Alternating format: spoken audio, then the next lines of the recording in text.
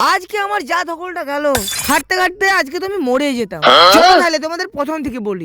আজকে ছিল মাধ্যমিক পরীক্ষা, ওই জন্য ওই ভাইগুলো যে ছিল মাধ্যমিক পরীক্ষা দিতে, আর কোনো কাজ কাম না থাকা বেকার ছেলের পড়া, আমি এদিকে বসে বসে সেগুলো দেখছিলাম। তারপর ক্লাবে চলে যাই পাঠা ছাগলগুলোর সাথে গেম খেলতে। দেন ঘর আসি, ঘরে কিছু কাজ ছিল, ওই জন্য দেখতে পাচ্ছ বড়লোক ছেলের বড় বড় কাজ। মা বললো যে ড্রাম থেকে চালগুলোকে একটা বস্তার মধ্যে রাখ, ওই জন্য আমি আর কি ধীরে ধীরে ল্যাদ খেতে খেতে চালগুলোকে বস্তার মধ্যে রাখছিলাম।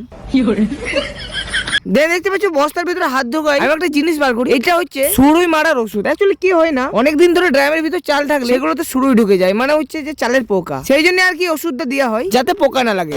আচ্ছা ঠিক আছে, ওই জন্য আমি আর কি বস্তা থেকে বার করে আবার ড্রামের মধ্যে রেখে দিলাম। তারপর বস্তাটা ড্রাম থেকে বার করে কাঁধে তুলে নিই, তারপর 2-3 কিলোমিটার 2-3 পা হেঁটে একটা ভালো জায়গায় বস্তাটা নামিয়ে দিই। তারপর ড্রামের বস্তাটা লাগানোর পর আমার কাছে আছে সব থেকে বড় সমস্যা, সাইডে যে বড় বড় মোটগুলো রয়েছে ওগুলো আবার ড্রামের উপর চাপাতে হবে। আমার শক্তি কম আছে নাকি, ওই জন্য আমি কানে তুলে নিই। দেখতে পাচ্ছ এ বাহুবলীর পড়া শক্তি আমার।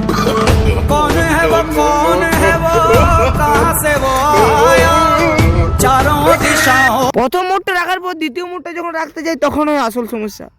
কি ভারী মাইরি, আমার দ্বারাই তো মনে হয় এই মোটটা 7 জন্মে আর তুলে হবে। ইয়ো জোর লাগা কে হাইয়া, ইয়ো ইয়ো হচ্ছে না। ইয়েস, ফাইনালি তুলে নিয়েছি। তারপরে ফাইনাল রেখেও দিয়েছি অপরে। এই মোটটা তুলতে যেতে আজকে মরে যাচ্ছিলাম প্রায়। তারপর কিছু সীতা নিয়ে নিচে পড়ে যাচ্ছিল, ওগুলো আবার তুলে দিয়ে পড়ে তার উপরে।